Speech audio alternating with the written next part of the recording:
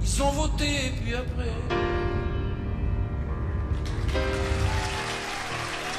Moi, président de la République, J'ai la mémoire hémiplégique et les souvenirs éborgnés. Quand je me souviens de la trique, il ne m'en vient que la moitié. Et Moi, vous président voudriez de la que je cherche République. la moitié d'un cul à beauté. On s'étend, on ne voit pas l'air, ils n'ont même plus de cul. Les Français. moi, président de la République, Ils ont voté, puis après. François Hollande, quel président comptez-vous être? un président qui d'abord respecte les Français, qui les considère. Un président qui ne veut pas être président de tout, chef de tout et en définitive responsable de rien. Moi, président de la République,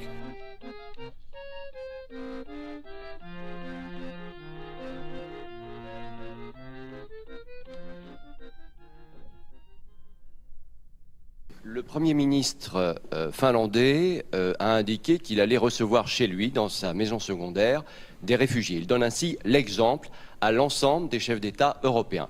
Est-ce que vous-même, à titre personnel, vous seriez prêt à accueillir des réfugiés chez vous? moi, président de la République, C'est ici, si je puis dire.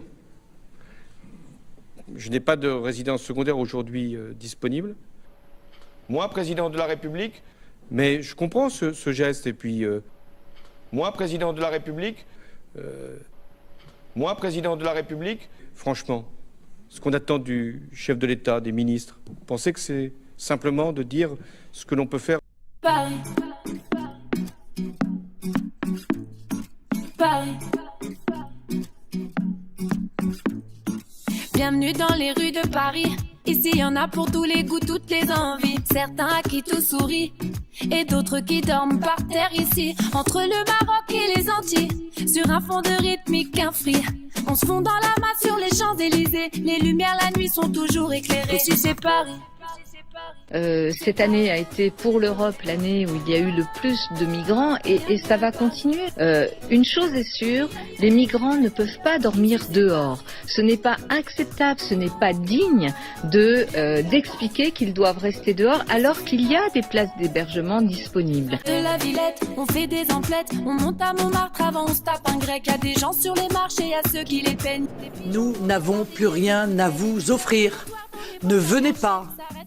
Nous n'éduquerons pas vos enfants, vous n'obtiendrez pas l'aide médicale d'État, nous ne vous logerons pas en priorité devant des compatriotes français qui attendent depuis des décennies. Bienvenue à Paris.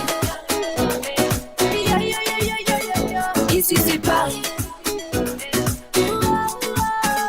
Bienvenue à Paris. Ici c'est Paris. Sur la question aujourd'hui des 30 000 migrants, parce que c'est le nouveau terme, ou réfugiés qui seraient accueillis en France, il faut savoir que c'est un mensonge total, ces quotas, parce que en réalité il s'agit du traitement des dossiers, c'est-à-dire qu'une fois que les 800 000 qui seront accueillis en Allemagne et régularisés sous le droit d'asile, ils seront libres de se rendre partout dans l'espace Schengen, y compris en France.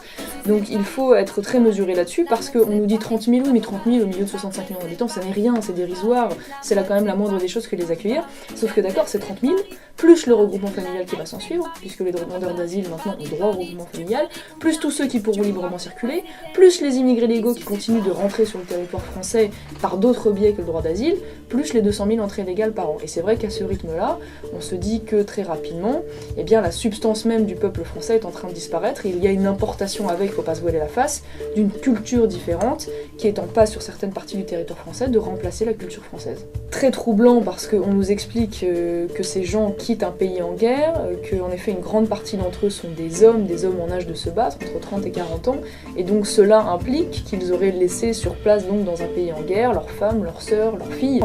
Mais c'est vrai qu'il y a aujourd'hui une manipulation médiatique absolument terrible, parce que c'est vrai qu'on a tendance à mettre en exergue les enfants, les familles qui en réalité constituent aujourd'hui une minorité des personnes qui arrivent sur le territoire français.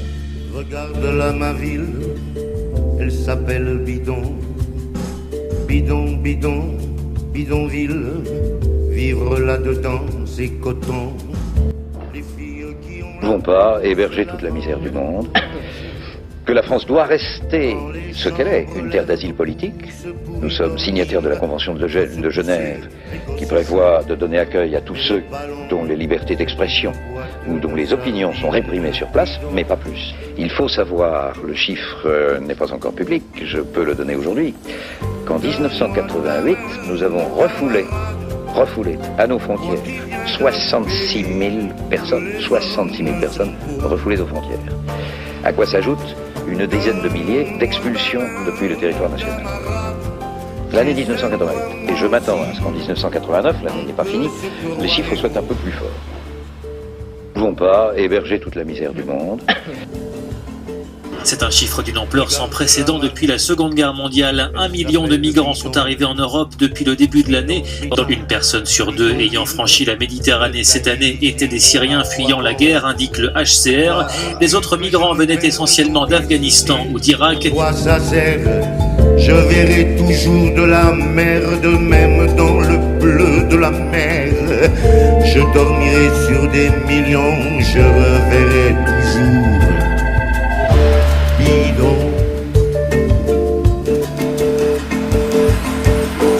Donne-moi ta main, camarade, toi qui viens d'un pays où les hommes sont beaux.